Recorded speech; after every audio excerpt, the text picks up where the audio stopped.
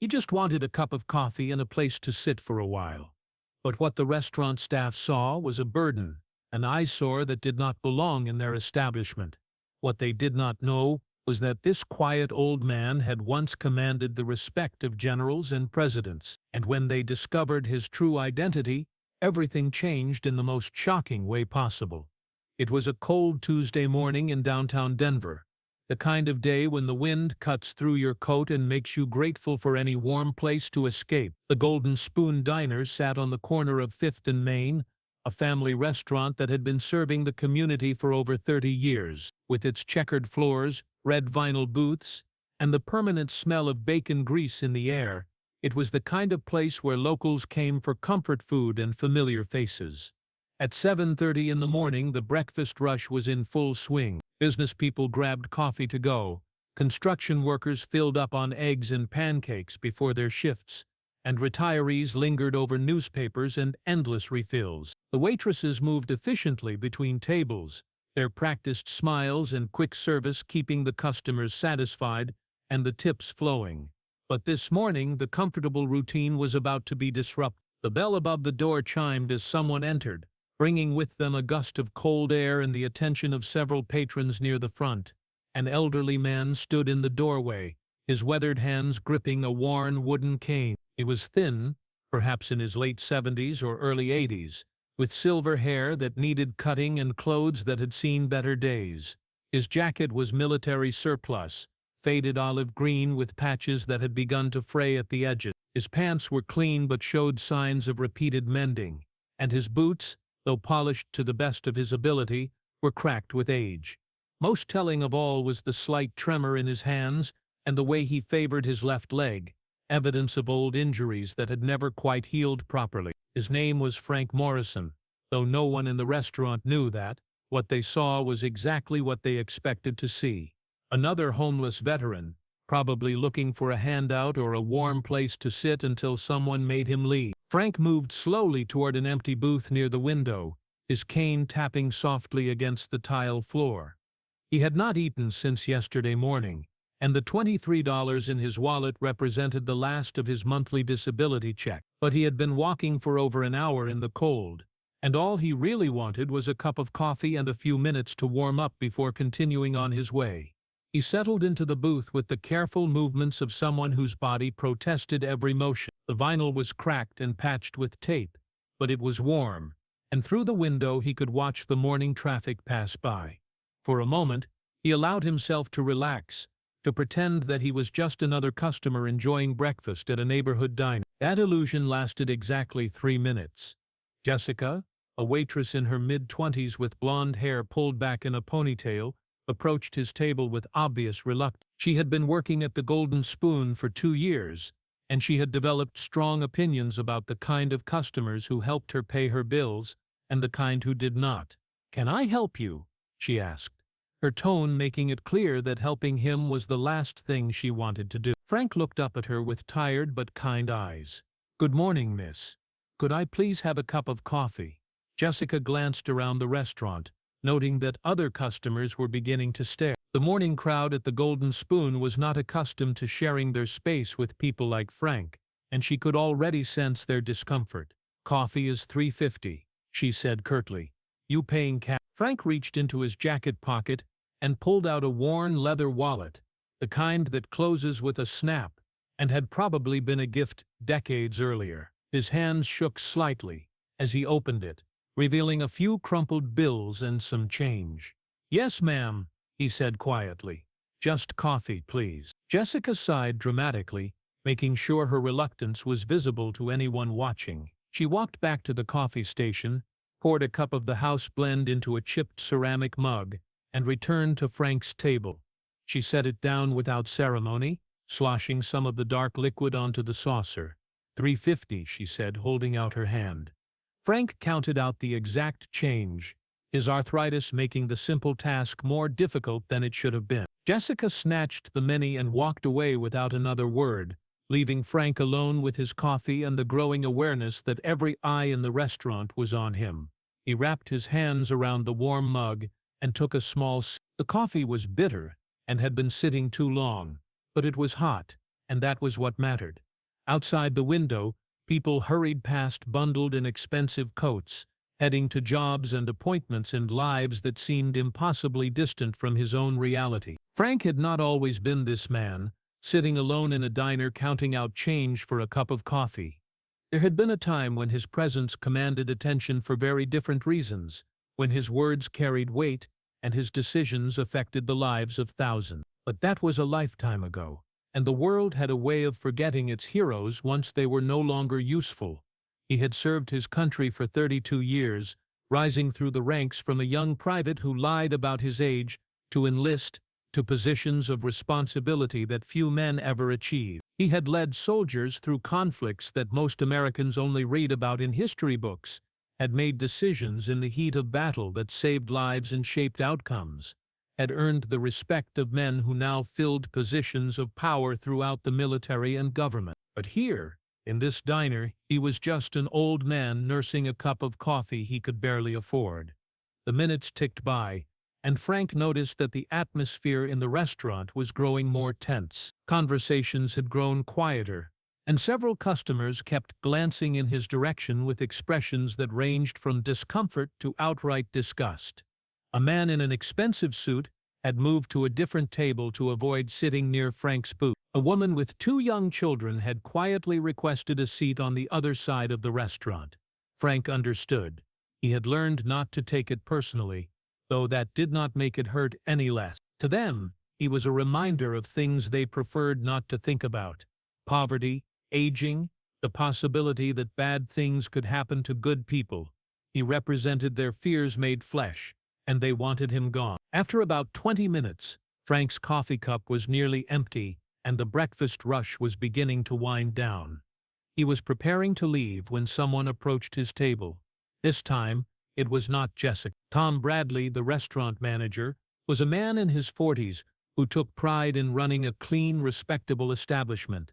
He wore a white shirt and black tie, and his hair was always perfectly combed. Most importantly, he understood that his customers' comfort was his primary responsibility, and right now, his customers were not comfortable. "Sir," Bradley said, his voice carrying the practiced authority of someone used to handling difficult situations, "I'm going to have to ask you to finish up and move along." Frank looked up at him, unsurprised but still hurt by the dismissal. "I am almost finished," he said quietly. "Just a few more minutes." Bradley glanced around the restaurant, noting the expectant faces turned in their direction. The conversation had stopped entirely now, and everyone was waiting to see how this confrontation would unfold. "Look," Bradley said, lowering his voice but not softening his tone, "I run a family establishment here. Our customers come here to enjoy their meals in comfort, and frankly, your presence is making people uncomfortable. I think it would be best if you found somewhere else to spend your morning." Frank felt the familiar burn of shame and anger rising in his chest, emotions he had learned to suppress over years of similar encounters. He had faced down enemy soldiers and hostile governments, had stared death in the face more times than he could count, but somehow this moment felt more difficult than any of those challenges. "I paid for my coffee," Frank said, his voice still quiet but carrying a note of steel that Bradley might have recognized if he had been listening more carefully. "I am not causing any trouble." Bradley's patience was wearing thin. He was aware that his handling of this situation was being watched and judged by his regular customers, and he needed to resolve it quickly and decisively. "Sir, you need to leave now," Bradley said, his voice rising slightly. "This is a private business, and we reserve the right to refuse service to anyone. I am asking you nicely, but I will not ask again." The restaurant had fallen completely silent now. Even the kitchen staff had stopped their work to listen. Frank could feel the weight of all those eyes on him, the mixture of curiosity, disgust, and anticipation. Some people seemed to be enjoying the drama. Others looked uncomfortable but made no move to intervene. Frank slowly reached for his cane and began the process of standing up. His joints protested the movement, and it took him longer than it should have. He left a $1 tip on the table, more than the 15% that would have been appropriate, but old habits died hard.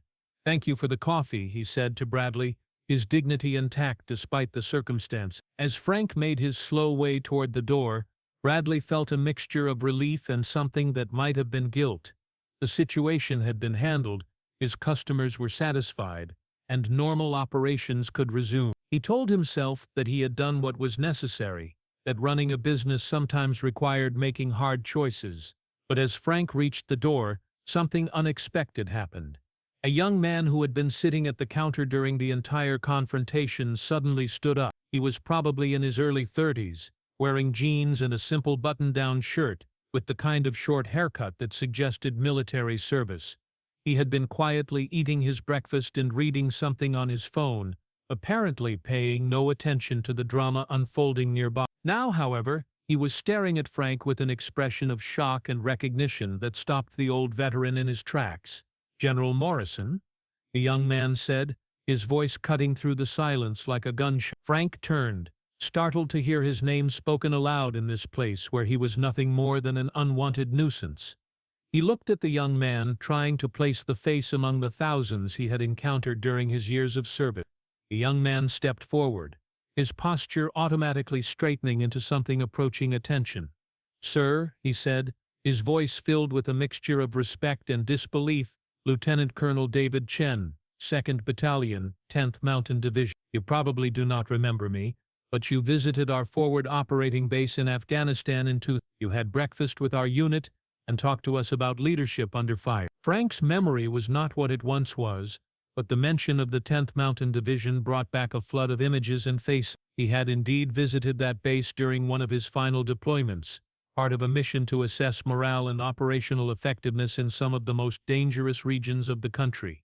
"David," he said slowly, the name coming back to him. "You were the one who asked about maintaining unit cohesion during extended deployments."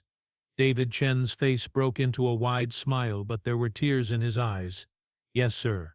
You spent an hour with me that night, talking about leadership and responsibility. You told me that taking care of soldiers was the most important job an officer would ever have.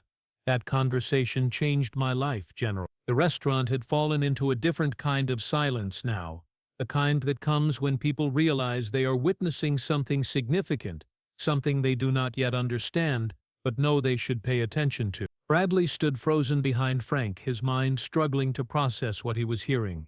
"General, this homeless-looking old man was a general," David Chen continued, seemingly oblivious to the audience around them. "Sir, after I left the service, I started a non-profit organization for veteran support services. We have helped over 3,000 veterans transition back to civilian life. Every program we run, every veteran we help, it all traces back to that conversation we had in Afghanistan. You taught me that leadership does not end when you take off the uniform." Frank felt a warmth spreading through his chest, an emotion he had not experienced in years. To be recognized, to be remembered, to know that something he had said or done had made a difference, it was more valuable than any medal or commendation he had ever received. But the moment of connection was broken by a sound from behind them. Someone in the restaurant had dropped their coffee cup, and the crash of ceramic against tile seemed to snap everyone back to reality. Tom Bradley found himself in a situation he had never imagined, and for which his management training had not prepared him. The man he had just forced to leave his restaurant was apparently not just any old veteran, but a general, someone of obvious importance and influence. And that ejection had been witnessed by at least 30 people, one of whom clearly held this man in the highest regard. "General Morrison," David said, his voice growing stronger, "what are you doing here? I mean, sir, are you all right?" Frank looked around the restaurant, taking in the faces that had changed from disgust and discomfort to curiosity and confusion. He saw Tom Bradley standing behind him, his face pale and his eyes wide with what was probably fear. "I am fine," David, Frank said with a small smile. "I was just having some coffee and warming up a bit. Nothing wrong with that." But David Chen was not fooled. He had spent enough years working with veterans to recognize the signs of struggle, and he could see them clearly in the man who had once been his hero and mentor. "General, when did you last have a real meal?" David asked gently. Frank's pride wanted him to lie, to maintain the fiction that everything was fine. But he was tired, so very tired, and this young man represented a connection to a time when his life had meaning and purpose. "Yesterday morning," Frank admitted quietly. The words hung in the air like an accusation. Chen felt anger rising in his chest, not at Frank, but at a system that could allow a man of his stature and service to end up hungry and homeless. But his more immediate anger was directed at the restaurant staff, who had treated this hero like garbage. He turned to face Tom Bradley, and his expression was not friendly. "Is this how you treat customers in your establishment?" David asked, his voice carrying the authority of someone accustomed to command. Bradley found himself in the uncomfortable position of trying to explain his actions to someone who clearly outranked him in ways that mattered. "Sir," he stammered, "we did not know, he did not say anything about being a general." David's voice grew cold. "So you only treat people with respect if they have a title that impresses you? What about basic human dignity? What about common decency?" The restaurant patrons were listening to every word, and Bradley could feel his professional reputation crumbling with each passing second. Some of the customers were pulling out their phones, and he realized that this confrontation was probably being recorded and would soon be shared far beyond the walls of his restaurant. "Sir," Bradley said, trying to salvage the situation, "if we had known about his service, of course we would have treated him differently." "That is exactly the problem," David said. "You should treat everyone with respect, regardless of their appearance or your assumptions about their station in life. This man has served his country with distinction for over 3 decades. He has earned the right to be treated with dignity wherever he goes." Frank placed a hand on David's arm. "It is all right, son," he said quietly. "They were just doing what they thought was right." But David was not ready to let it go. "No, sir, it is not all right. This is not about what they thought or what they assumed. This is about basic decency and respect for our veterans." He turned back to Bradley, his voice rising slightly.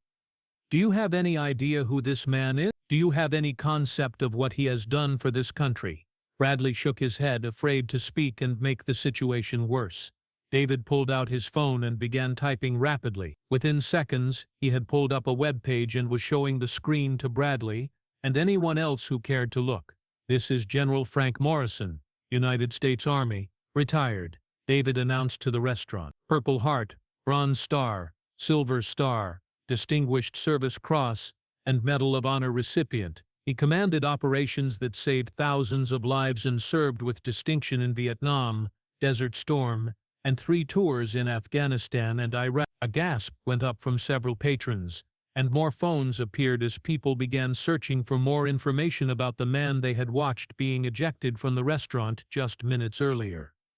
David continued reading from his phone. He was instrumental in the development of counterinsurgency tactics that became standard throughout the military. After 9/11, he came out of retirement to help develop strategies for the war on terror. Presidents from both parties have sought his counsel on matters of national security. Frank felt a mixture of embarrassment and gratitude as David recounted his service record. He had never been comfortable with public recognition, preferring to let his actions speak for themselves. But he could see the effect that David's words were having on the people around them, and he had to admit that it felt good to be seen as more than just a burden or an eyesore. The silence that followed David's recitation was broken by the sound of someone standing up. An older man in a veteran's hat approached Frank, his eyes bright with emotion. "Sir," the man said, extending his hand, "I served under your command in Desert Storm, 3rd Armored Division. You probably do not remember me, but I remember you. You saved my unit when we were pinned down outside Kuwait City." Frank shook the man's hand, the muscle memory of military courtesy taking over. "I remember," he said, and surprisingly, he did. The faces were coming back to him now, along with the memories of decisions made under fire and soldiers who had trusted him with their lives. What happened next was something Tom Bradley would remember for the rest of his life. One by one, other patrons began approaching Frank. Some were veterans who had served under him or knew his reputation. Others were simply civilians who had realized they were in the presence of a genuine American hero. A construction worker offered to buy Frank breakfast. A businesswoman asked for his autograph for her father who had served in Vietnam. A young mother explained to her children who Frank was and why he was important, turning the encounter into an impromptu civics lesson. But the moment that broke Frank's composure came when a teenage server, probably no more than 18, approached him with tears in her eyes.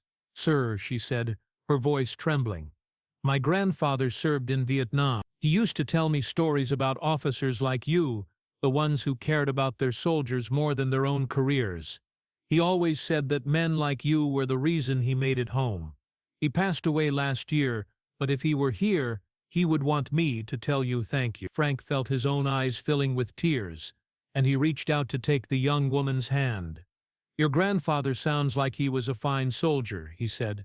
"It was an honor to serve alongside men like him." Tom Bradley stood in the middle of his restaurant, watching his customers rally around the man he had forced to leave, and felt the full weight of his mistake settling on his shoulders. This was not just about bad customer service or a lack of sensitivity. This was about fundamental human values and the respect owed to those who had sacrificed for their country. He approached Frank, his face red with embarrassment and his hands shaking slightly. "General Morrison," he said, his voice barely above a whisper, "I owe you an apology. What happened here today was inexcusable.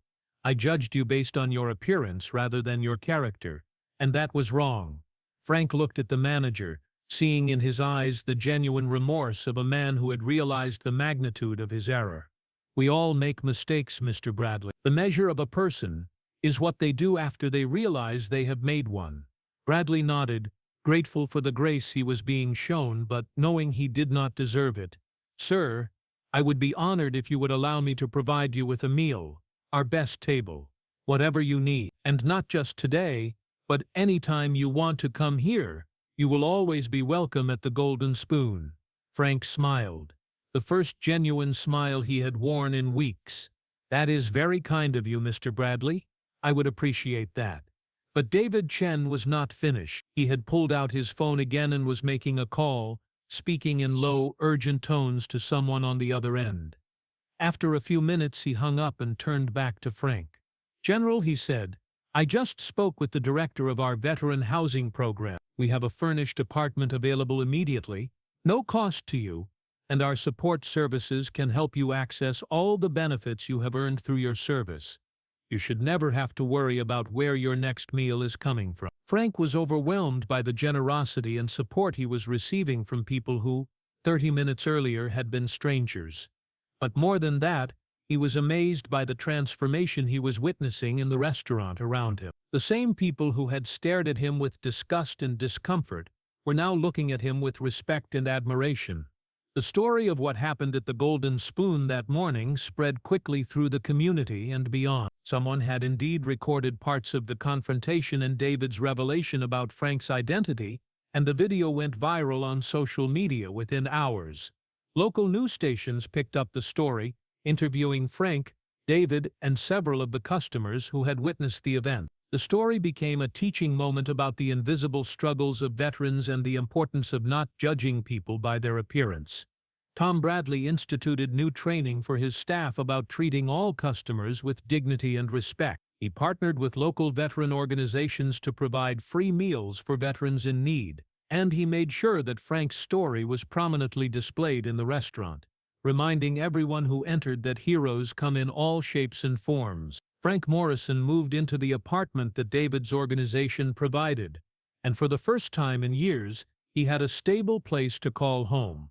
He became a regular at the Golden Spoon not because he needed the free meals but because he enjoyed the conversation and the sense of belonging. The restaurant itself became something of a pilgrimage site for veterans and military families drawn by the story of what had happened there. Frank found himself in the role of unofficial greeter and mentor, sharing his experiences with younger veterans. David Chen's organization grew significantly in the months following the incident, fueled by donations and support from people who had been moved by Frank's story. They were able to expand their services and help even more veterans. Years later, when people asked Frank about that morning at the Golden Spoon, he would always say the same thing. He had not been rescued by David Chen or Tom Bradley or any of the customers who had rallied around him. He had been rescued by the reminder that he still mattered, that his service had meaning, and that he was not alone. Sometimes the most important battles are not fought with weapons, but with words, not on foreign soil but in neighborhood diners, not for territory but for dignity and recognition. And sometimes, the greatest victories come not from defeating an enemy, but from being seen, truly seen by the people around you. If this story moved you, remember that there are veterans in your community who may be struggling in silence, whose service has been forgotten, and whose contributions go unrecognized. A simple thank you, a moment of respect, or an act of kindness can make all the difference in the world, because every veteran has earned the right to be treated with dignity, and every person deserves to be seen as more than their current circumstances might suggest.